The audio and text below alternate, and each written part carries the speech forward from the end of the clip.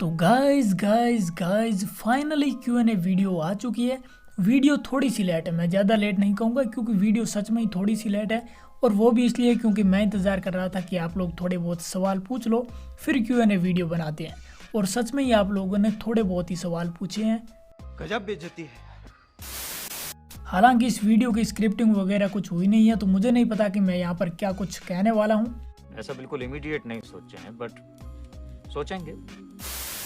खैर अब चलते हैं उस कम्युनिटी टैब के कमेंट बॉक्स के पास जहां पर आप लोगों ने अपने सवाल पूछे हैं। हालांकि वीडियो शुरू करने से पहले एक छोटी सी अनाउंसमेंट है कि भाई इस वीडियो को लाइक करना ज़रूरी नहीं बल्कि बेहद ज़रूरी है, क्योंकि यही तो एक छोटा सा गिफ्ट है जो आप लोग हमें दे सकते हैं। और इस वीडियो पर एम करता हूँ सिर्फ 250 लाइक्स का, तो मुझे पता है कि आप लोग इसे भी पूरा कर देंगे। खैर अब पहला सवाल है WWE फैन क्लब की तरफ से, ब्रो बीस्ट और डेड मैन कब रिटर्न करेंगे प्लीज़ बताओ। तो भाई बीस्ट बहुत जल्द रिटर्न करने वाले हैं स्मैकडाउन में। और बात रही डेड मैन के रिटर्न की, तो भाई डेड मैन के रिटर्न को लेकर फिलहाल कुछ कहा नहीं जा सकता। और जहां तक मुझे लगता है कि डेड मैन का इन रिंग रिटर्न हमें देखने को नहीं मिलेगा।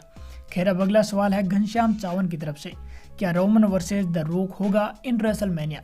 तो भाई हाँ, इनका मैच रेसलमेनिया में ज़रूर होगा, लेकिन इसके लिए हमें 1 साल और इंतज़ार करना पड़ सकता है क्योंकि इनका मुकाबला शायद रेसलमेनिया 39 में देखने को मिलेगा।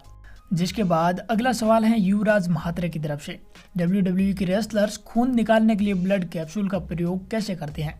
यदि वो अपने हाथों से उसका उपयोग करते हैं तो कैप्सूल में लगा खून उनके हाथों को क्यों नहीं लगता। तो भाई ब्लड कैप्सूल को यूज़ करने के लिए उसे थोड़ा सा स्क्वीज करके स्किन के ऊपर रब करना पड़ता है, और जहाँ से उसे रब किया जाता है खून वहीं पे होता है। तो ऐसे में उनके हाथों पर खून लगने का चांस काफ़ी कम होता है, और वैसे इनके हाथों पर खून लगता भी है। और दूसरा पॉइंट ये है कि भाई फिलहाल WWE में ब्लड कैप्सूल का यूज़ काफ़ी कम किया जाता है, और मोस्ट ऑफ द टाइम जब खून निकालना होता है तो वो ब्लेड का यूज़ करते हैं और ब्लेड से छोटा सा कट अपनी स्किन के ऊपर लगाते हैं जिससे खून आता है, और उससे उनकी स्किन भी 2-3 दिनों में आसानी से हील कर जाती है। जिसके बाद अब अगला सवाल है प्रणव शिंदे की तरफ से, क्या रेसलमेनिया 38 में Roman Reigns versus Brock Lesnar versus Drew McIntyre match होगा। र्यूमर्स आ रहे हैं ऐसे, प्लीज़ पिक माय क्वेश्चन। तो भाई हाँ, इस मैच के चांस मुझे भी काफ़ी ज़्यादा लग रहे हैं, क्योंकि अगर देखा जाए तो ड्रू मैकिंटायर और ब्रूक लेसनर के बीच भी पास्ट राइवलरी रही है, और ऐसे में ब्रूक लेसनर का बदला भी अधूरा है। और इस चीज़ का सेंस भी बनता है क्योंकि ड्रू मैकिंटायर की नज़रें यूनिवर्सल चैंपियनशिप पर हैं, वहीं रोमन रेंस और ब्रूक लेसनर की स्टोरी लाइन तो पहले से चली रही है। ऐसे में इस बात के सेंस काफ़ी ज़्यादा बनते हैं कि इन तीनों की स्टोरी लाइन एक ट्रिपल थ्रेट मैच में बदल सकती है। जिसके बाद अगला सवाल है ऋतिक की तरफ से कि अलेक्सा ब्लिस का रिटर्न कब होगा। तो भाई ये सवाल मेरे मन में भी पिछले काफ़ी टाइम से है, क्योंकि एक्सट्रीम रूल्स के बाद से अलेक्सा ब्लिस WWE में नज़र नहीं आई है। तो उनका रिटर्न कब होगा ये अंदाज़ा लगाने के लिए मुझे लगता है कि हमें पहले ये जान लेना चाहिए कि वो इस वक्त WWE से बाहर क्यों है। जहाँ तक मुझे लगता है कि उनका जो गिमिक है जिसमें वो लिली के साथ आती हैं, और एक तरह से उनका द फिंड वाला कैरेक्टर हम कह सकते हैं, उसमें हमें बदलाव देखने को मिलेगा, जिस वजह से उन्होंने WWE से ब्रेक लिया है। लेकिन कुछ रिपोर्ट्स के मुताबिक ऐसा नहीं है, बल्कि उन्हें एक सर्जरी हुई है जिस वजह से उन्होंने WWE से ब्रेक लिया है। हालांकि जो कुछ भी रीज़न हो, मुझे लगता है कि रॉयल रंबल तक हमें अलेक्सा ब्लिस की वापसी देखने को मिल जाएगी। फिर अगला सवाल है रोय एरा की तरफ से कि ट्रिपल थ्रेट मैच होगा क्या, Drew McIntyre, Brock Lesnar, Roman Reigns universal championship के लिए माय ड्रीम मैच। तो भाई इस सवाल का जवाब मैंने वैसे पहले ऊपर दे दिया है कि इस मैच का काफ़ी ज़्यादा सेंस बनता है और हमें यह देखने को मिल सकता है। फिर अब अगला सवाल है शहनाज वाइटी की तरफ से, ब्रो क्या रेसलमेनिया 38 से पहले greatest of all time the face of WWE mister never give up John Cena return करेंगे या नहीं, प्लीज़ रिप्लाई। तो भाई जॉन सीना 2022 में ज़रूर रिटर्न करेंगे, लेकिन उनका रिटर्न रेसलमेनिया से पहले होगा या बाद, फिलहाल इस पर कुछ कहा नहीं जा सकता। खैर अब अगला सवाल है यमराज गेमिंग की तरफ से, जे अगर Roman Reigns versus the rock का मैच हुआ तो कौन जीतेगा, प्लीज़ टेक माय क्वेश्चन। तो भाई यहाँ पर सिंपल सा जवाब है कि रोमन रेंस इस मैच को जीतने वाले हैं, और इसका रीज़न ये है कि द रॉक इस वक्त अपने करियर में उस ऊंचाई पर है जहाँ पर रोमन रेंस नहीं है। ऐसे में यहाँ पर द रॉक को खुद को प्रूव करने की ज़रूरत नहीं है, और ऐसे में द रॉक भी यहाँ पर चाहेंगे कि रोमन रेंस इस मुकाबले को जीते, ताकि उनकी वजह से रोमन रेंस को उनके करियर में थोड़ा पुश मिले और वह और आगे जाए। खैर अब अगला सवाल है विश्व विजयी स्वैन की तरफ से, रेसलमेनिया में रोमन रेंस वर्सेस ब्रोक का मैच होगा तो कौन जीतेगा? तो भाई इस पर फिलहाल कुछ कहा नहीं जा सकता, लेकिन मे भी ब्रोक लेसनर यहाँ पर जीत सकते हैं और इसका रीज़न क्या है वो मैं किसी अलग वीडियो में बताऊंगा। अगला सवाल है जीनियस टैक्स की तरफ से कि भाई रोमन रेंस कब ब्रोक लेसनर का रिकॉर्ड तोड़ेंगे?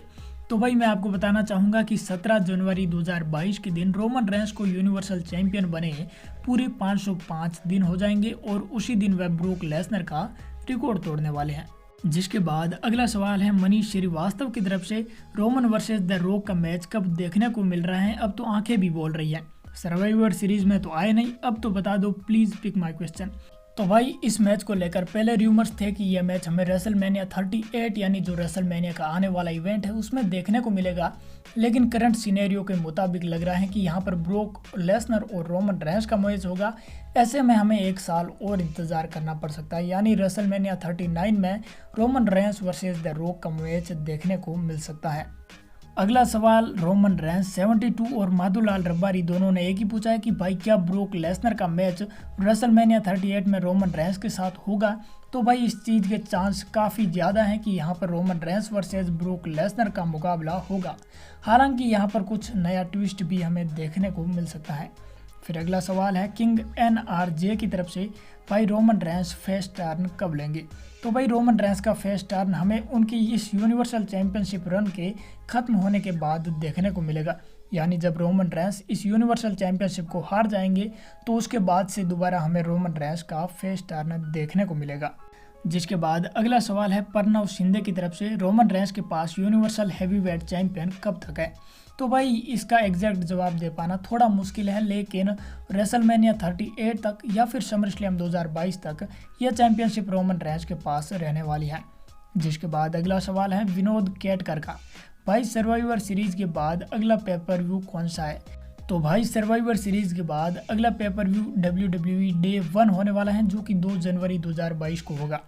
अगला सवाल है स्मार्ट गेमिंग की तरफ से कि भाई आप कहाँ से हो? तो भाई मैं जोधपुर राजस्थान से हूँ।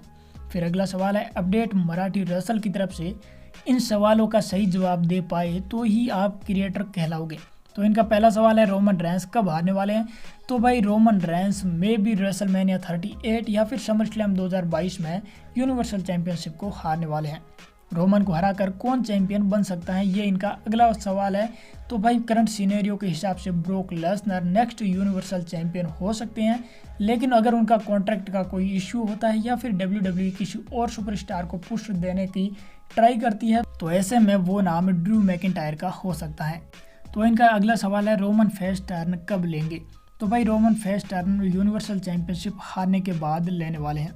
जिसके बाद अगला सवाल है कौशल चंद्र बेहरा का कि रोमन का यूनिवर्सल टाइटल कब खत्म होगा? Big fan brother, thank you brother. तो उनका टाइटल रन के बारे में मैंने पहले भी बताया है कि रेसलमेनिया 38 या फिर समरस्लैम तक उनकी ये जो चैंपियनशिप है वो उनके पास रहने वाली है। फिर अगला सवाल है नारायण दास की तरफ से, क्या जॉन सीना रिटर्न करेंगे और ब्रोक लेसनर के साथ उनका मैच होगा क्या? तो भाई जॉन सीना रिटर्न ज़रूर करेंगे, लेकिन ब्रोक लेसनर के साथ उनके मैच को लेकर फिलहाल कोई भी सिनेरियो नहीं है और इस बात के चांस काफ़ी कम है कि हमें उनके और ब्रोक लेसनर का मुकाबला देखने को मिलेगा। खैर अब फाइनल क्वेश्चन है ऋतिक की तरफ से Q&A क्वेश्चन। ब्रो मैं नोटिस कर रहा हूँ कि कायला ब्रेक्सटन ज़्यादा ही इंटरव्यू में ब्रोक लेसनर को मेंशन कर रही है, तो इसका मतलब ये तो नहीं कि वो ब्रोक लेसनर की न्यू मैनेजर बन जाएं? अगर बन गई तो पॉल हेमन का रिएक्शन क्या होगा, इमेजिन। तो भाई इस बात के चांस ना के बराबर हैं कि कायला ब्रेक्सटन ब्रोक लेसनर की मैनेजर बने, लेकिन हाँ आपकी बात सही है कि हम इमेजिन कर सकते हैं कि पॉल हेमन का रिएक्शन क्या होगा। और अगर ऐसा होता है कि कायला ब्रेक्सटन ब्रोक लेसनर की मैनेजर बन जाती है तो लोगों को broke Lesnar versus Roman Reigns से ज़्यादा Kayla Braxton versus Paul Heyman को देखने में मज़ा आएगा। तो गाइस ये थे कुछ सवाल जो आपने मुझे Q&A के लिए पूछे थे। उम्मीद करता हूँ कि मैंने सही जवाब दिए होंगे, और अगर आपको ये वीडियो पसंद आई हो तो इसे कर दीजिएगा लाइक और शेयर। जल्दी मिलेंगे अगली वीडियो में, धन्यवाद।